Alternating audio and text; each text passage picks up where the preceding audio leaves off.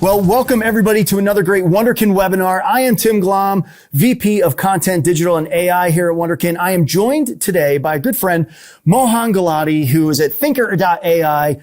Mohan, thanks for coming to Denver to do this great webinar on AI in retail. You're welcome. Thank you for having me. Yeah. Well, we're going to get into the agenda really quickly. A ton of things. AI in retail, from clicks to bricks. We have an accompanying paper. So you need to absorb that as well.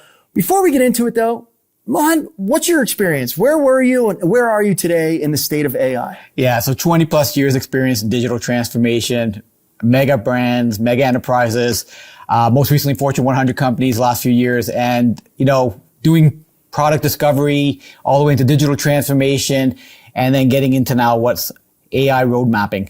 And that's been kind of where I've been focused on. And everything that they ask about is, wait, what are we doing with AI? Where do we start? There's all this big pull on Gen AI and Chat GPT, but where do we go with it? And I think companies don't know where to start. And you've seen that with like the small amount of investments that companies are putting in the beginning, just dabbling now in 2024, they're starting to actually put aside budget for this kind of work. And that's where it got really exciting. So with my new initiative as CEO of thinkrr.ai, that's kind of what I've been focused on with a heavy specialty in voice AI.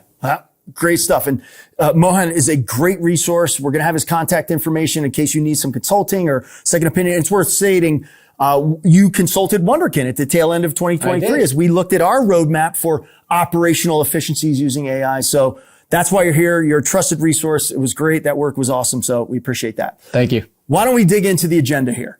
All right. Well, I'm going to share a little bit of our agenda today. We're going to look at a bunch of different things in AI. Traditionally, Wunderkind is known for performance marketing, digital communications, owned channels. We're going to go way beyond that. We're going to talk supply chain. We're going to talk theft and security in the actual brick and mortar. So here's our agenda. Let's put them up as I roll them out. Personalization and hyper-personalization. We're going to talk about inventory management and supply chain optimization. We're going to cover loss prevention and safety. Content creation and product information management. This is where I like that one. We're going to talk omni-channel order orchestration and fulfillment.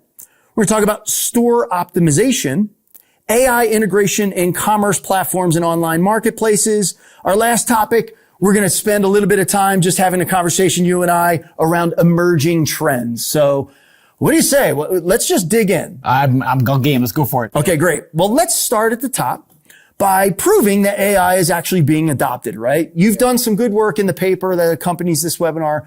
Can you talk a little bit about some of the stats on adoption of AI in the retail and e-commerce space? Yeah, well, let's start off first of all with consumer awareness, right? So if you start there, this is the most fastest adoption from consumers. 80% of consumers are aware of AI and 25% of them have actually already started to use AI. Now you look at that and see where retailers are. 63% of retailers are already dabbling into AI since last year. So dabbling, but they're starting to invest into it. And that's massive. Do you think that's where it needs to be with 25% of consumers, but only 63% of retailers and brands in there? Well, I think there's a lot of confusion around what AI means, right? But this awareness is huge. And there's never been, not even mobile technology has been that quickly understood and the awareness around it that AI has. It's just the fastest growing consumer awareness. It's crazy, the hockey stick of growth in AI. How about the competitive landscape? I know you pulled a stat there for us around AI spending. So we're expecting retailers to be spending something of the upwards of $28 billion in retail in AI by 2028. That's what is expected. Wow. And where's a lot of that going to be focused? What parts of AI is that spend going to be focused on?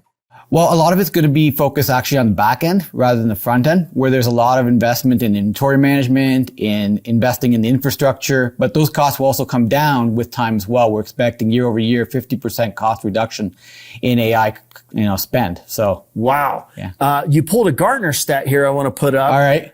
AI powered visual search has the potential to increase e-commerce revenue by nearly 30%. Correct. Wow, that's a big number. I don't know anyone watching who doesn't want a 30% increase in revenue. Amazing. How about the efficiency gains? You got some stats there for us. So AI-powered chatbots can handle up to 80% of customer inquiries, freeing up human agents, doing more complex devices. So basically, human beings should do what they're good at, right? Being human, doing more human tasks. 80% of what we do can be, right now used by AI chatbots. Yep. That's huge. Especially when you think about like customer service and things like that, right, Tim? So, yep. Yeah. Yeah. There's some more stats that you put into the paper. Go read the paper. It's chock full, but I want to keep us moving. Yep. I want to get us into our first use case. We talked about personalization and hyper-personalization. And again, thank you for the paper. You've got, I think on average, 3 use case examples with hyperlinks, so you can go read and dig in more for each of these topics. And I've asked you to pick your favorite for each one. So when we're talking about personalization and hyper-personalization, first, tell me what does that mean? And then tell us the use case that you like and what's the story there? So Tim, personalization is understanding you and catering to what your likes are and your preferences are so that you're like, when you come on there, you feel like this is exactly what I was looking for, right? That moment of like, I don't have to search for something that I like, or you look at something, you go to your e-commerce website and you're like shopping for a t-shirt and you look at the first 4 t-shirts and they look exactly like what you like. That's not by chance. That's personalization. Are you sure? Really? So it's beyond just like, here's my name, which is like the most simplified version of it. But it's getting into the point where you start to understand, like also recommending like, hey, you wear medium-sized t-shirts. Guess what all the t-shirts are coming up to is like, because that data is there. And my favorite kind of company and use case to talk about is Stitch Fix. Well, great. I know you had 3 listed there, an Amazon use case, Netflix, and Stitch Fix. And it's worth noting, just a simple plug, for those of you that don't know what Wunderkind does, we have an identity graph where we know a lot about devices that visit digital properties. And when you talk about personalization, most brands, when somebody lands on their site for the first time, they don't know anything about them. They don't even know who they are. Or maybe a first-party cookie expired and even a loyalty member is back on your site, Yep. But you don't know that. This is where Wunderkind comes in and we can personalize from first touch. We know a lot about that person, what they've done on thousands of other websites, what they do across ad networks. So we can help personalize. Yeah. If we know that this device equals Tim Glomb at Gmail and he always buys medium t-shirts to your point, yeah. Then the first time I land at acmeshirt.com, I can see an experience that's medium, size shirt. So I love that example. That's exactly what Wunderkind helps brands do. But let's go into your Stitch Fix use case. What are they doing when it comes to personalization? So when you look at a company like Stitch Fix, you might actually think they're more a technology company, right? And they're looking at the full user journey. So what they've done very carefully over the past years is actually when you buy something or purchase something, they'll send you a survey. They'll ask you questions about your preferences. They'll put a lot of work into collecting as much basically zero-party data. Zero-party data. Right? Exactly what you want to collect. And guess what? This data is all unstructured. It's text, it's user feedback. Guess what happens to be really good with understanding unstructured data? Not humans. Not humans. Generative AI. Okay, cool. Right. So they're using ChatGPT, or actually they are using OpenAI. They have a great partnership with OpenAI, and they're using their large language models to actually understand and summarize this and use that information to then inject into their algorithms that they're using to personalize what you want and what you like. Got it. All right, great use case. There's a few others in the paper. Go check those out. But look, we know some of the benefits of personalization, right? This is like T-ball for marketers that are watching today. We're going to put them up. Benefits of personalization: improve customer experience and loyalty, reduced returns. You're getting them what they want. An increase in conversion rates because you're talking to them, not at them. Better alignment with customer preferences. That zero-party data you mentioned. And look, what are some of the key metrics people should be measuring this on, right? Click-through rates on recommendations. Can you get an increase there? Conversion rates of recommended products. This is where Wunderkind shines in triggered email, getting people back to your site after they've bounced. And then lastly, customer lifetime value. We all want to see that CLV go up, right? Yeah, I would say loyalty, throw that in there, is part of the overall thing, is because as people come and they start having these experiences that are personalized, they form an affinity with you as well. So it's definitely a big part of that. Yeah, it's true. I love brands that personalize to me, that understand me. Well, cool. Let's move to our second bullet point and topic here on our agenda, which is AI for inventory management and supply chain optimization. Give us a little bit about, what can happen there with AI. Well, let's look at Walmart. Walmart's a really, really good example because what they do is they use it for forecasting demand at a granular level. So looking at each store, looking at each item, and they're looking at it on a day-to-day level, right? So that means that takes into considerations things like traffic to get things coming in, seasonal highs and lows, competitor spending, all of that to predict and to like marginalize how much inventory to have there. And, that's where the cost efficiencies come in. That's why they can provide the kind of prices that they price to the customers and also, increase their margins. Yeah. Smart. And Walmart's got more data than anybody probably in the retail space. So AI helps churn. To your point, unstructured data becomes, more meaningful. I liked your Pepsi example though. That was interesting to me when I read the paper about them creating digital twins of their distribution centers to understand, logistics. Give us like a short overview of what they're doing. So Pepsi kind of partnered with, one of the most, famous companies right now when it comes to AI is NVIDIA. Everything's of NVIDIA, like, gaming and game cards and visuals, but they're big in the AI space. And now they also are working in partnership with Pepsi.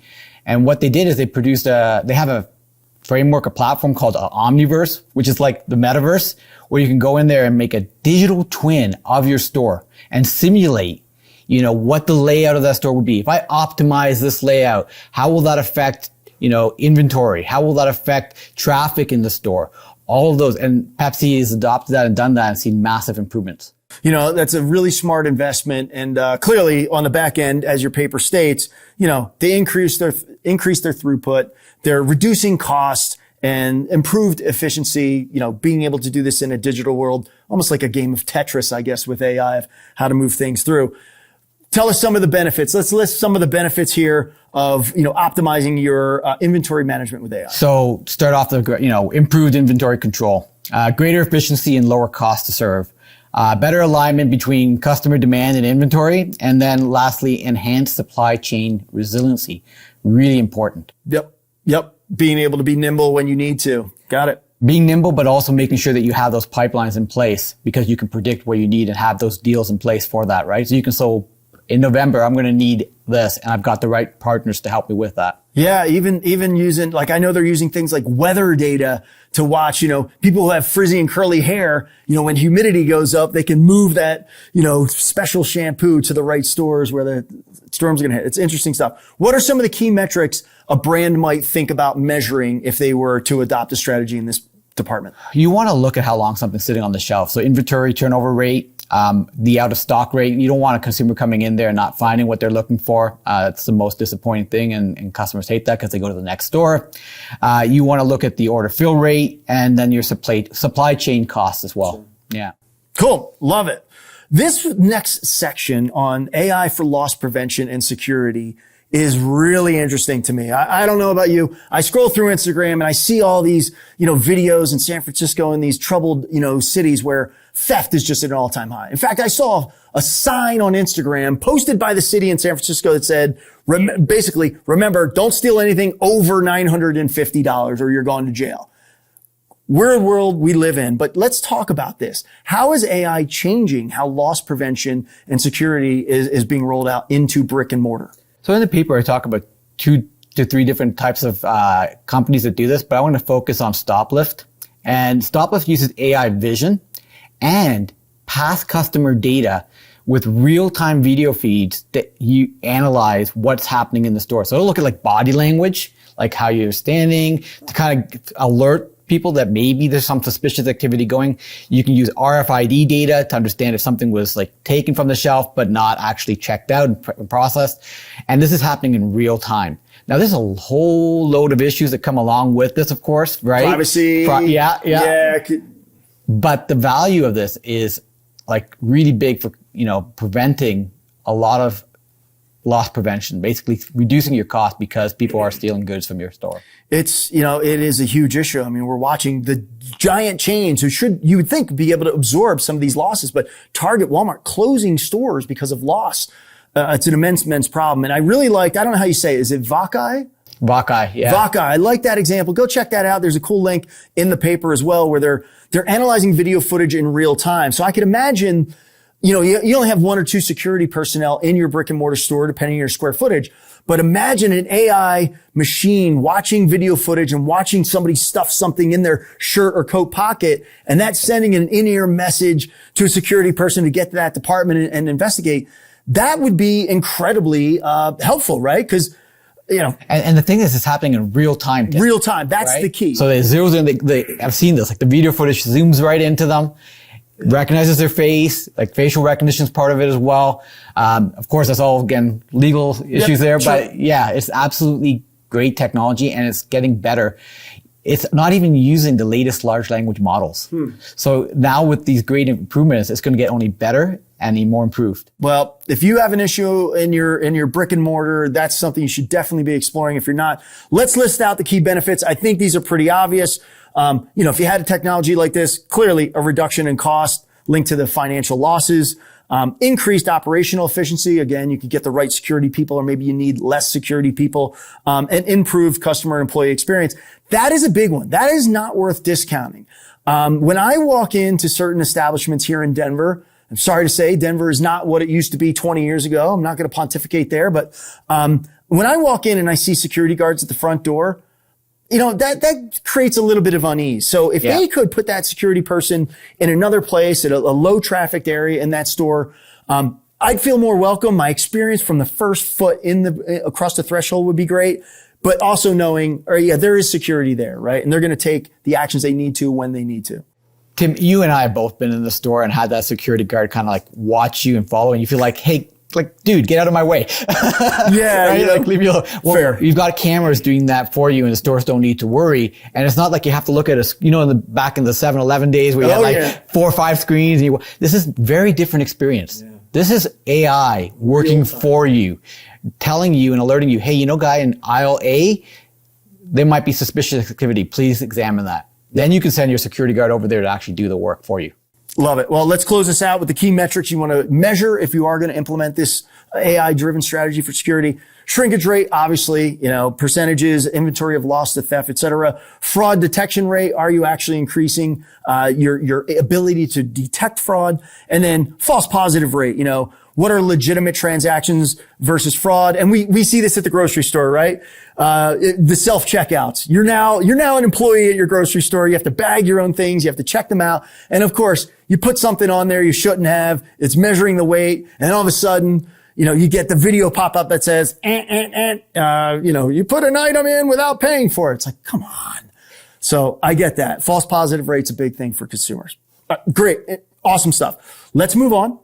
AI for content creation and product information. This is awesome. Wunderkind actually has a hand in this. As far as our triggered email and a lot of the owned channel messaging we do for brands, we can allow brands to come in and put in subject lines for their emails or copy and use generative AI to change, to optimize that based on the person they're sending it to. But give us your overview here. How is AI for content creation being adopted in retail? It's really about the power that this gives you. Again, I'll use a couple of different examples here just because I think there are some really good case studies and you can read more in the paper if you take a look at it. But I'll go back to Stitch Fix really quickly. They're using, they're producing 10,000 product descriptions in 10 minutes. So the speed at which you can operate, right? That's massive.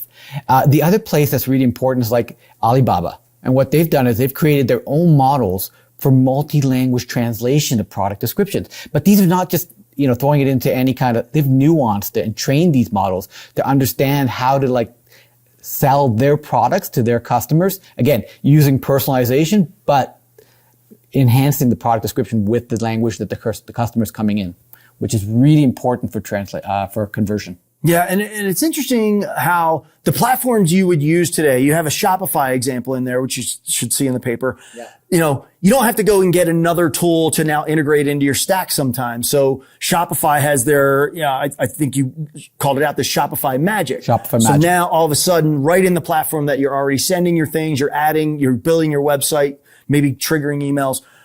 You can do it right in there. So this is a really important point because this is making it available to the masses. Right? Shopify Magic is absolutely a brilliant tool that can understand the nuance of product description based on you adding a new product and using Vision AI in there as well. So it's looking at the different colors. So if you put in a t-shirt, you have 5 t-shirts and you want your product description to change based on the color of the t-shirt, that AI will do that for you right away. Right? So it's like that kind of nuanced and description that's happening en masse. You don't need to have a human person doing that. AI can do that for you because it's got Vision AI, because it's got all this built into it. That's why they call it magic.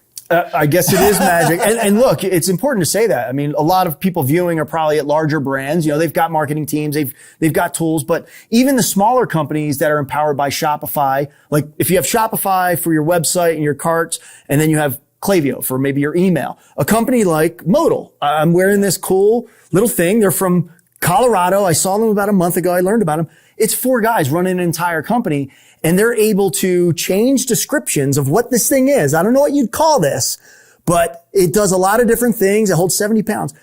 They can now go into Shopify and just change the copy for the description to talk to somebody who camps or hunts or fishes or just uses it for straps, you know, for their school supplies. So, it's really important that to empower the small businesses as well as the larger ones with generative AI. Right. And I mean, one of the power of that kind of capability is A/B testing as well. So you can actually create on the fly 2 different versions of the product description that the AI is generating for you, and the AI can then determine who's winning and actually based on that promote that description to your customers. It's crazy stuff. Great stuff. Really efficient.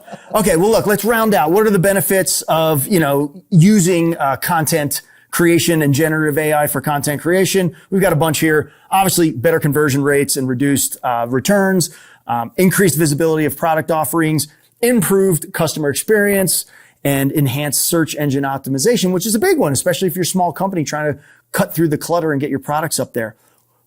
Mohan, I'll let you go. What are some of the key metrics you should look at if you're adopting these strategies? The most obvious one is time saved in content creation, right? You're going to save what took large amounts of human time to do to seconds. Yep. Your click-through rate is really important on the product pages, right? So how many you get into, and then the conversion rate of the product pages. How many people are actually adding it to their cart and purchasing it? Yep. And to your point, A/B test that, make sure that that copy and creative is actually optimized. Yeah. Great. Moving along. Next segment, AI for omni-channel order orchestration and fulfillment. Talk to me. All right. Well, we're going to go to the behemoths here. We're going to go to IBM. Okay. And they've got their, what they call the IBM Sterling Order Management Platform. And this optimizes order fulfillment, including inventory levels, shipping costs, customer experiences. It can automatically route to fulfill to a certain location as well. So getting things on time. And that's why it's called omni-channel. It's looking at every aspect of how you function at that retail brick and mortar store to get your inventory there and also then fulfill it. Wow. Very powerful. Yeah, that's powerful stuff. Not my world. I don't know much about it, so I don't have a perspective, but if you do, please go read the paper, look at some of the other use cases there, or call Mohan and he'll explore it with you. What are some of the benefits that can be derived from adopting a strategy here? I mean, more efficient, streamlined omni-channel order management and fulfillment process, right? Right off the bat, your customer experience is massively improved. And then you've got an enhanced supply chain resiliency again, right? That's absolutely critical. Yep. And some of the key metrics someone might want to measure when they're adopting an AI strategy here? How long does it take you to fulfill that order, right? Right off the top, how accurate is your fulfillment? And then, the customer satisfaction. How do they feel about it? Very important metric to look at when you're looking at a software like this. Got it. All right. Let's move over to another brick and mortar, idea here. All right. AI for store optimization, right? Using AI and maybe the digital twins we mentioned a little earlier to analyze customer behavior, optimize layout. I remember they'd always say way back in the day, like baby blue colors in the entryway and everyone goes to the right. So put your high margin items right inside the door to the right. But we live in a different world today, right? It's all AI. So talk to me about this one. All right, we'll focus on Lowe's. And yes, it's again one of those digital twins examples, but a little bit different because what they did here is they actually, they did a lot of work on data collection. So they put a lot of sensors into their stores to do this. They created that digital twin, but they had them running in simulation in parallel to see how that worked. And then they ran visualization and analytics on top of that to see how human beings were interacting with them. Both there. So they had AR, VR sets to see that. To see that in real time. So by result of that, they were able to do layout optimization. They're able to do merchandising optimization. And then obviously operational optimization as well. Yeah, there's some great bullet points. This was really interesting to me when you get into the paper, and go check it out. You talk about like the 3D heat maps of customer traffic, analyzing that in certain stores. Imagine different regions probably have different people that react in different ways. There's a lot to unpack here for store optimization. It's obviously a pretty big impact if you're adopting AI here. I love it. You've got a couple other use cases in there. Let's talk about one other. Can you talk about Kroger for a second on that one? Sure. So, I mean, Kroger is using computer vision and machine learning, and they're looking at traffic patterns within the store to understand where they are, where the bottlenecks are, how to optimize product placement, for example. And then again, back to the same thing again with layouts, store layouts. How do you optimize it for optimal conversion? It would be interesting for all of us. We all go to the grocery store, at least I'm assuming we do. Most of us do. It would be interesting to see over the next year or two how AI is changing. My grocery stores, like produce is always on the outside, right? Bread is always on the outside. How is all that going to change? How's like the entire experience of how you move through? IKEA's nailed it, right? They force you to go through this whole maze. You got to go through all the departments, but it'd be really interesting how the everyday places you travel and shop to start changing based on AI optimization. Well, so the benefit here, what we've done with AI, and I think we should highlight this, is that you're now not having to if you have to redo your store and you're guessing as to where to put this, it's a big investment.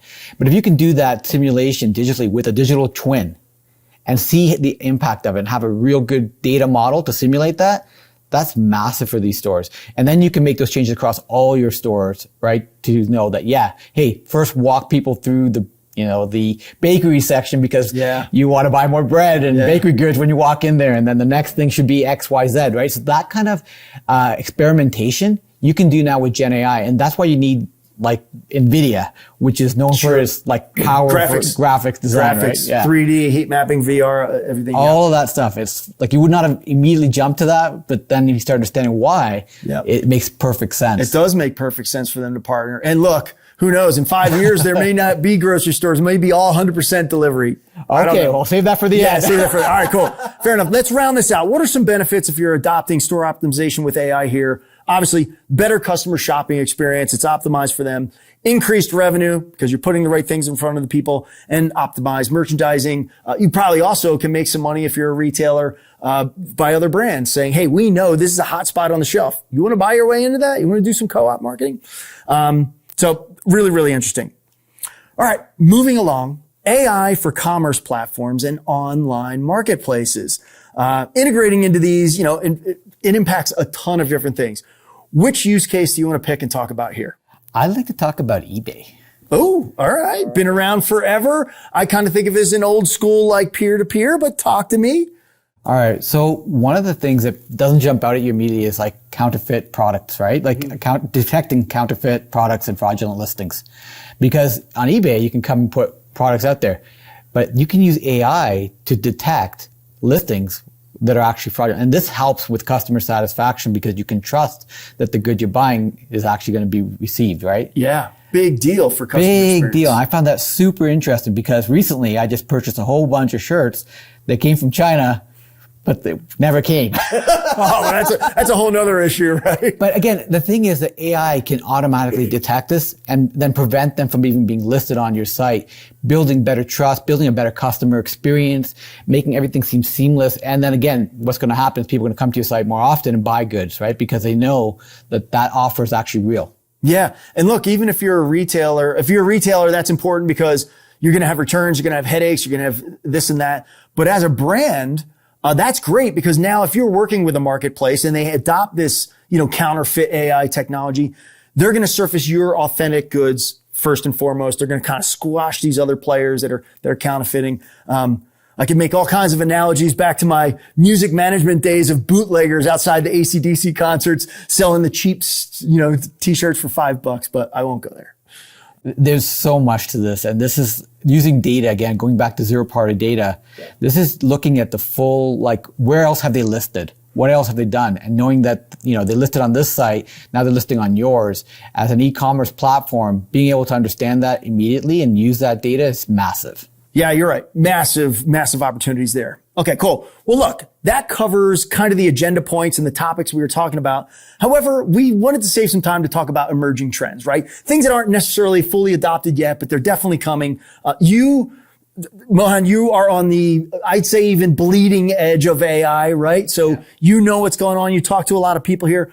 Let's get into it. What do you think are some emerging trends that brands and retailers should be looking at? So I'm going to start off with a place that everybody's exploring. In fact, everybody has a website. Everybody's going to have a conversational assistant associated with them. So conversational commerce is real, and customers' expectations are increasing. They're going to expect 24 hours, 7 days a week. Somebody's going to be able to respond to them. And this is using AI because it's understanding you and your personal business.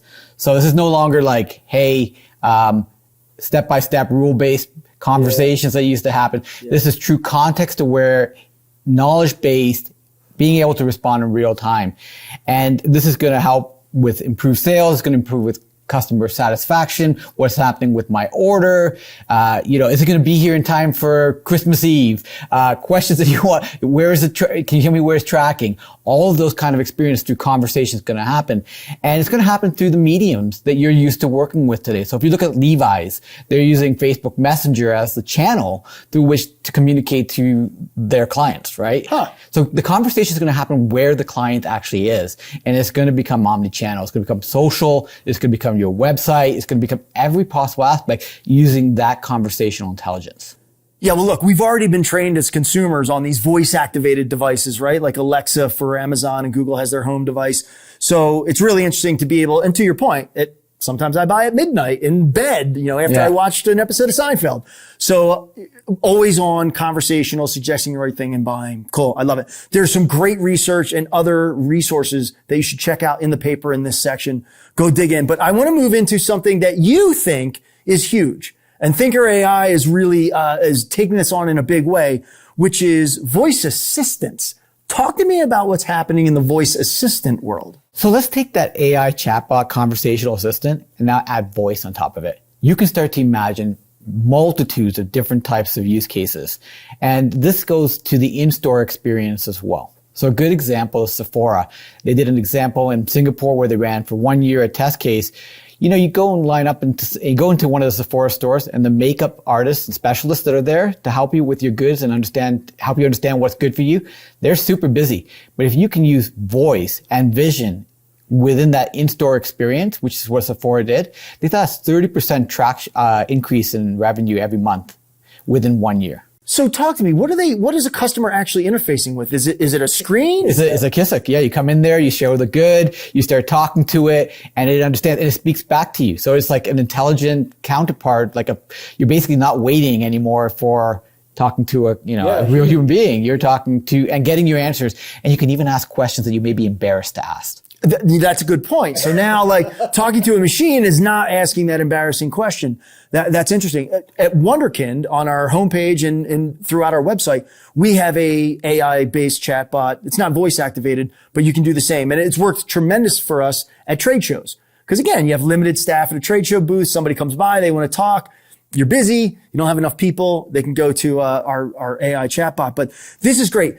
Talk to me about why you're excited about voice. I mean, you're investing in this. You're building products and solutions with voice. Why voice? So there's a lot you can learn from voice. So we just talked about experience and the engagement that you get, but I can also afterwards analyze your voice and know if that was a positive experience or not a positive experience. Sentiment analysis. Sentiment analysis, right? Also, you tend to say a lot more than you can type. People, when it comes to typing, right, depends how fast you are. I'm 50 years old and I use 2 fingers to type. So you don't have to talk to me about that. And it also, the AI voice today sounds so human-like. It's amazing. You have some excellent demos at thinkrr.ai that I was very impressed with when we were prepping for this. So, I encourage anybody, if you want to see what voice activated AI assistants can do, go check it out, thinkrr.ai, or get in touch with Mohan. It's really, really impressive. Talk to me about the analytics and insights you can get from voice-activated, AI tools. So one of the things that you can do is you can start to use A/B testing on hyperdrive with voice AI. So you can experiment with different types of voice and tonalities, right? So does Tim respond to a female voice better than a male voice? Is he more likely to buy? And you can run these kind of tests, and these analytics help you to then help with conversion, better sales, and so on and so forth. Also, voice AI is going to become pervasive in the way that you work, because what's going to happen is going to join forces with vision AI. So when you walk into a store, look at Ray-Ban, they've got their glasses from Meta, right? And you're speaking using your voice AI, but now you have context as well visually to augment that. That's changing the landscape. So when you look at analytics, you're going to start seeing so much data to get through. And you need to have that insight presented to you, where Gen AI comes into place to provide you with, like, here's the next best action that you should do with this consumer based on what we've learned. And that's happening at, like, in seconds, Tim. In seconds. It's a whole new world, you know, and I love the idea of personalized voice. Not only should it be male or female talking to Tim, but I mean, if I went to a brand and they had a South Philly accent and they were like, yeah, Tim, did you get enough water today? And did you go by Wawa to get a hoagie? Like, all right, now you're talking to me. You hooked me. So it's interesting to understand what could happen with personalized voices and tone and feel at the individual level. That's crazy. Also, think about where you are in the world, Tim. Like, if you're in one demographic where you want to speak the same kind of accent, that, you know, like if you're in the UK, you want a British accent. If you're in India, you want an Indian accent, right? That's massive to be able to do that. And this thing sounds real. Yeah. and not only does it sound real, but it's literally making decisions and responding in real time. That's whole new world. All right, cool. All right. We got to round this out. This has been excellent. There's a ton of value here. Your paper's also excellent, but pick one last emerging trend or one prediction that we should close on. All right. You ready for this? I don't know, but throw it on me. By 2030, 15 to 20% of your business is not going to come from a human being. Explain that to me. It's going to come from a machine. A machine is the consumer. The machine is your customer. They are making decisions to purchase goods from your store. So you're saying me, Tim Glomb, consumer, I'm going to have a machine, I'm going to have a tool, I'm going to have something making my decisions for me and analyzing the options out there and procuring it for me? Your fridge is going to tell your, purchaser of milk, wherever you buy that milk from, that you're out of milk, and they're going to automatically make that purchasing decision because you've authorized them to do that. Wow. I mean, if my fridge ever bought any ketchup other than Heinz, that fridge would have to find a new job, but that would be great. Cause A, I don't want to run out of ketchup for my cheesesteaks, and B, it's only Heinz. So seriously, you think machines are going to be doing this bidding and buying? I don't think it's a fact. So agents, which is basically AI that has the ability and is authorized to make decisions on your behalf, are real. They're happening. They're already happening this year, and by next year, they're going to be all over the place. So by 2030, if you think about that, this is conservative, 15 to 20% of who you're selling to is no longer, and it changed your strategy. Well, how do you do that? Yeah, right? Like, do colors and slogans and like marketing as we know it today, does it even matter if the machine is just looking at the value and the core value of your product without needing a marketing wrapper around? So here's my advice. And you nailed it when you talked about the Heinz ketchup. Brand loyalty, right? Machines are going to know Tim likes, Heinz ketchup. Yeah. Or he likes, he purchases half of his wardrobe from ABC retailer. Pendleton and Patagonia. Right? So, and it's going to perform. And then as a retailer, I'm going to work actively to incentivize machines, because you know what machines are good at too, right? Looking for deals. Right? Yeah, fair. So you're going to have great, discounting programs. It's going to become really, really aggressive. And, the benefits are going to be for both the consumer and for the retailer. Yeah, sure. I mean, there's a lot of efficiencies there, and there's a lot of, you're taking out the guesswork and the time a human has to take to make decisions. If the machine knows you, and again, it's always Heinz for me, some other brands that are 100%. That's interesting. Who do you think's going to adopt that first? I know 2030s, it's not far away, but who do you think's going to adopt that? Is it going to be the young millennials? Is it going to be, the Gen Xers, Gen Z? Oh, I mean, it's absolutely going to be the Gen Zs. Right? Okay. They're going to grow up and they're not going to know any other way to do things. Yeah. Right? This is the way in which they make purchases. They It's want true. to, and they want to be out and about doing their life, enjoying their life while everything's just happening on autopilot. Wow. It's a weird world we're living in, but AI and data is really going to drive it, huh? I think what people are afraid of what's happening with AI.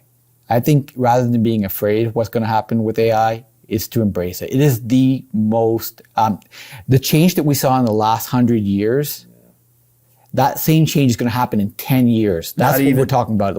The change of the last century, everything we went through, in the next 10 years, our lives are going to change, and it's going to be driven by technologies like AI. Not only AI, but AI is going to be a big part of it. Yep. Fair. I think that's a pretty safe prediction. I'd put $100 on that. All right. Well, look, this has been great. I really appreciate you coming. The paper is excellent as well. You do great work. You're on top of these things. Thank you. Everybody should be reaching out to Mohan if they have any, AI needs or consultancy, et cetera.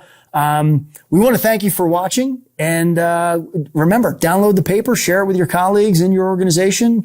Hopefully you found value. Want to do it again soon? Absolutely. Okay, we'll do it again soon. We'll do 2.0. We'll do 2.0 maybe at the tail end of this year and see if some of our predictions were correct. So great. I'm Tim Glomb signing off. Thanks for watching. I hope you enjoyed the webinar today.